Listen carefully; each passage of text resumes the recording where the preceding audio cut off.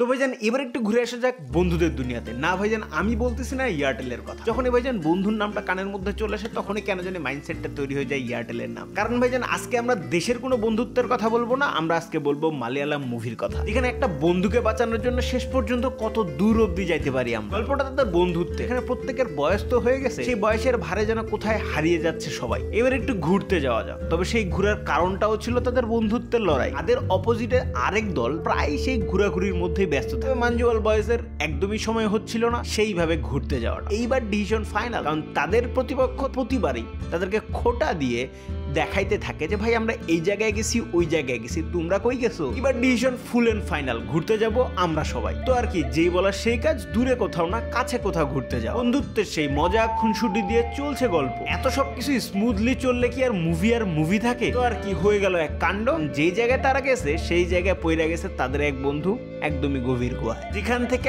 আজ অব্দি কেউই বাঁচে ফিরতে পারে নাই। যেই গুহাকে নিয়ে আসে অনেক গল্প। কেউ বলে শয়তানের গুহা, কেউ বা বলে ভাইজান এই জায়গায় যে যায় শয়তানের কবলে পড়ে যায়। তাই তাদের পড়ে যাওয়া বন্ধুর আশাটা একদমই ছাড়ে দিতে লাগবে, যেটা আশেপাশে মানুষের কথা। তবে গল্পটা তো সেখানে, নাকি আদৌ তার বন্ধুকে ফেলে চলে আসবে, নাকি শেষ পর্যন্ত বাঁচাবে তার বন্ধু? কি আদৌ বাঁচবে, নাকি বাঁচালে কিভাবে বাঁচাবে, কে বাঁচাবে, সে বাঁচলে কি আদৌ বা বেঁচে থাকবে? অনেকগুলো প্রশ্ন যেগুলা মাথার মধ্যে গিজ করবে। তবে এই প্রশ্নগুলোর উত্তরটা জানার জন্য অবভিয়াসলি দেখে ফেলতে লাগবে মাঞ্জুয়াল বয়েজ। এই মুভিটাকে নিয়ে হাইপের কথা যদি বলতে চাই তাহলে বলতে হবে ভাই এই মুভিটা মালয়ালম ইন্ডাস্ট্রিতে যেন ধামাকা ফেলাই দিছে এমন একখান সিচুয়েশন। এই মুভিটাকে নিয়ে হাইপে তোলার সবচেয়ে বড় কারণ হচ্ছে এক তো ফ্রেন্ডশিপের গল্প স্বল্প, তার সাথে সবচেয়ে বড় হাইপের কারণটা হচ্ছে বক্স অফিস কালেকশন। ভাইজান 241 কোটি রুপি, তাও আবার মালয়ালম ইন্ডাস্ট্রিতে। সবচেয়ে মজার বিষয় এখানে হচ্ছে না আছে গান, না আছে প্রেম ভালোবাসার কোনো গল্প। এসব কিছুকে বাদ দিয়েও যে একটা মুভিকে এরকম ব্লকবাস্টার করে দেওয়া যায় সেটা কিভাবে, সেটা জানার জন্য অবভিয়াসলি দেখে ফেলতে লাগবে আমাদের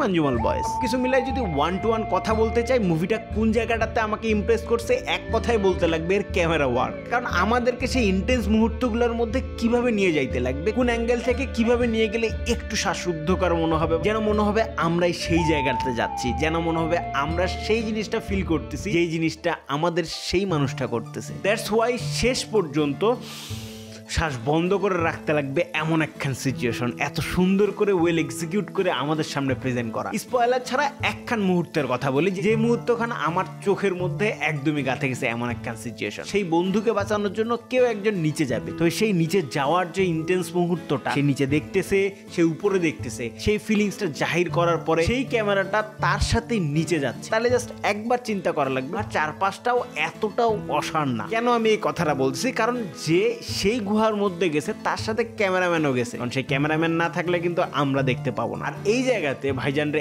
একেবারে ইমপ্রেস করে ফেলাইছে, কারণ আমাদেরকে ফার্স্ট হ্যান্ড ফিল দেওয়ার জন্য যা কিছু করতে লাগে সবকিছুই করছে এই মুভিখান। আর যারা রিসেন্ট টাইমে একটু বন্ধুদের সাথে বা বন্ধু বান্ধবের সাথে কোয়ালিটি টাইম স্পেন্ড করার জন্য এই টাইপের মুভি দেখতে যাচ্ছে, সেই চিরাচরিত অ্যাকশন গান রোমান্স বাদ দিয়ে ভাই নতুন কিছু দেখার চিন্তা ভাবনা করতেছে, তাদের জন্য তো বলবো অবভিয়াসলি এইটা হবে ফার্স্ট চয়েস। কারণ চিরাচরিত মুভির থেকে একদমই ভিন্ন ধর্মী একখান মুভি, যেটা ইমপ্রেস তো করবে ড্যাম শিওর। তবে এই সার্ভাইভাল থ্রিলার মুভিটাকে নিয়ে একখান ফ্যাক্ট বলি, এই মুভিটাতে আমরা যা যা দেখছি সবকিছুই সত্য ঘটনা অবলম্বনে তৈরি করা, যার জন্য এই ফার্স্ট হ্যান্ড ফিলটা একটু বেশি ফার্স্ট হ্যান্ড মনে হয়েছে। এই জায়গায় সাধারণত আমরা রিসেন্ট টাইমে যে মাসি অডিয়েন্স আছে তাদের কাছে অ্যাকশন বা এই রোমান্টিসিজম বা রোমান্টিক মুভি টুভি একটু বেশি পছন্দ করে আর কি। সেই জায়গাতে মালয়ালম মুভি ইন্ডাস্ট্রির দিকে আমি যদি একটু লক্ষ্য করি তাহলে দেখবো তারা সেই মুভিগুলোকে কম প্রায়োরিটি দেয়। তারা সেই ক্রিয়েটিভ জিনিসগুলা বা নতুনত্বের যে জিনিসগুলো সেগুলাকে একটু বেশি প্রায়োরিটি দেয়, বিধায় তাদের ইন্ডাস্ট্রি থেকে এত সুন্দর সুন্দর মুভি আসে। আমি জানি না এই টাইপের কনসেপ্ট বা টাইপের মেন্টালিটি আমাদের অডিয়েন্সের কাছে কখন আসবে। এই মেন্টালিটি না একটা মুভি ইন্ডাস্ট্রিকে একেবারে বদলাই দিবে। যদিও ভাইজান বলিউড ইন্ডাস্ট্রির কথা একেবারেই আলাদা, কারণ তারা প্রতিনিয়ত স্রোতের মধ্যেই গা ভাসাচ্ছে। ফর এক্সাম্পল বলতে চাই তাহলে রিসেন্ট টাইমে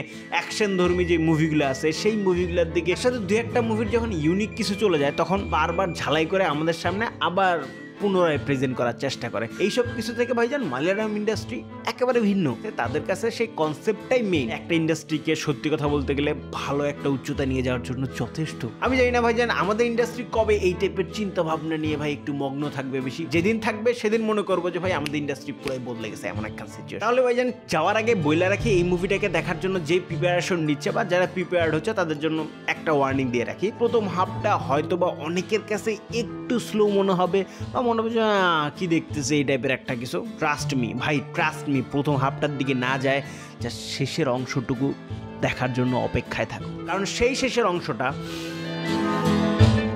দম বন্ধ করে রাখার জন্য যথেষ্ট। তো ভাইজান আজ এ পর্যন্তই। এই টাইপের বকবকানি যদি কোনো মুভির ক্ষেত্রে ভাইজানের কাছে রিকোয়েস্ট করো তাহলে অবভিয়াসলি সেগুলো নিয়ে করবো না, কারণ ভাই এটা প্রথম দিকে, কারণ ভাইজান এই সেগমেন্টটা অর্থাৎ এই বকবকানির রিভিউ সেগমেন্টটা প্রথমবার।